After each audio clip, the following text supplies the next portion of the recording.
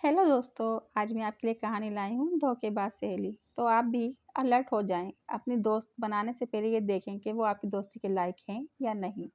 दो दोस्त थीं, एक का नाम धानी था और दूसरी का नाम रागनी। दोनों ही बहुत ही अच्छी सहेली थी। रागनी थोड़ी सादा तबीयत की, जबकि धानी बहुत तेज़ आदत की लड़की थी।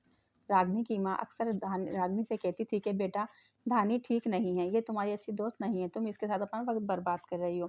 मगर रागनी बहुत सीधे दिल की थी। वो अपने माँ से कहा, माँ आप ज़्यादा सोचती हैं, ऐसी बात नहीं है। आज कुछ दिन बाद रागनी की मंगनी हो जाती है। रागनी का जो मंगेतर होता है वो बहुत ही पैसे वाला होता है।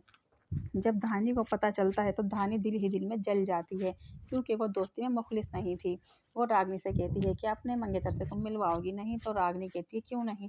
तो रागनी धानी की मुलाकात अपने मंगेतर से करवाती है। वो मंगेतर को देखकर बहुत खुश हो जाती है और उससे कहती है कि आप मेरे जीजा जी हैं, तो अपना फ़ोन नंबर दें मुझे। इस पर रागनी भी कहती है, हाँ हाँ, आप इन्हें अपना नंबर दे सकते हैं, ये मेरी बहुत पक्की सहेली है। तो वो रागनी का मंगेतर अपनी फ़ोन नंबर उसको दे देता है। इसके बाद धानी रोज़ाना रागनी के मंगेतर से फ़ोन पर बात करने लगती है। वो तो लड़का था, उसको कोई एतराज़ नहीं था, वो भी उसके साथ बातों में लग जाता है और फिर दोनों रोज़ाना व्हाट्सएप पे ही लगे रहते हैं। चंद ही दिनों में धानी रागनी के मंगेतर को अपनी तरफ कर लेती है और उससे कहती है कि मैं आपसे शादी करना चाहती हूँ, तो आप रागनी से मंगनी तोड़ दें। वो भी मान जाता है और फिर रागनी के घर फ़ोन आ जाता है कि भई हम आपके यहाँ शादी नहीं करना चाहते, मेरा बेटा किसी और लड़की को पसंद करता है। इस तरह रागनी की मंगनी टूट जाती है और रागनी बहुत उदास होती है। जब रागनी धानी को फ़ोन करके ये बताना चाहती है तो धानी उसकी बात नहीं सुनती है, कहकर कि मैं मसरूफ़ हूँ, फिर कभी तुमसे बात करूँगी।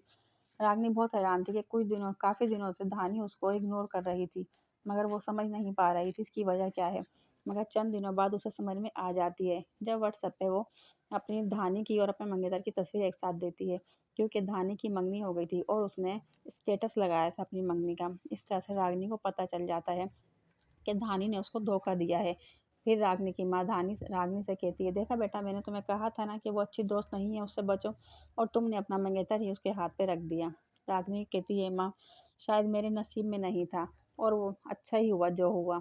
फिर उसके बाद कुछ दिन गुजर जाते हैं।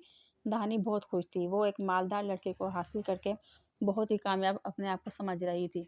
अक्सर ही धानी अपने मंगेतर के साथ होटलिंग करती या शॉपिंग करने जाती। वो बहुत उसका पैसा खरा उड़वा रही थी और बहुत एंजॉय कर रही थी लाइफ को। कुछ दिन तो इसी तरह गुजर जाते हैं। फिर एक दिन धानी का मंगेतर उससे कहता है कि आपको मेरे साथ होटल चलना होगा। तो धानी मान जाती है और उसके साथ होटल में आ जाती है। वहाँ आकर होटल को देख के वो बहुत खुश होती है। ये तो आलीशान होटल है, यहाँ तो बड़े लोग आते हैं। तो उसका मंगेतर कहता है, हम भी तो बड़े हैं, हम क्यों नहीं आ सकते। अभी वो दोनों बात ही कर रहे थे, तभी वहाँ पर दो और लड़के आ जाते हैं। धानी उनको देखकर परेशान होती है, बोलती है, ये दोनों कौन है। इस पर धानी का मंगेतर कहता है, ये खरीदार हैं तुम्हारे। ये सुनकर धानी अपने मंगेतर का गिरबान पकड़ लेती है और कहती है, ये कैसा मजाक है, तुम ऐसा मेरे साथ कैसे कर सकते हो। वो बोलता है, मंगनी करना और लड़कियों को बेचना यही मेरा पेशा है। मुझे ये दौलत पीछे से नहीं मिली, मैंने खुद कमाई है, मैं यही काम करता हूँ। उस रागनी के ऊपर तो मेरी दाल ही नहीं गल रही थी। जब भी मैंने उसे कहा शॉपिंग के लिए, उसने मना कर दिया कि शादी के बाद जाएंगे। तुम खुद ही मेरी झोली में आकर गिर गई, तो मेरे लिए काम आसान हो गया। मैंने कहा, जितनी जल्दी पैसे आते हैं उतना अच्छा। धानी अपने मंगेतर की ये बात सुन के दंग रह जाती है। वो दिल ही दिल कुटती है। वो उसके हाथ में कुछ नहीं था, वो यहाँ से भाग भी नहीं सकती थी। वो परेशान होकर उसके आगे गिड़गिड़ाने लगती है कि मेरे साथ ऐसा नहीं करो, मुझे यहाँ छोड़कर नहीं जाओ। मगर उसका मंगेतर उसे कहता है, तुमने भी तो अपनी बहन दोस्त को धोखा दिया है, अगर मैं तुम्हें दे रहा हूँ तो इसमें कौन सी बड़ी बात है। धोखेबाज को धोखा ही मिलता है। इसके बाद वो उन दोनों लड़कों से पैसे लेता है और कहता है, ये माल तुम्हारे हवाले, अब मैं जाता हूँ।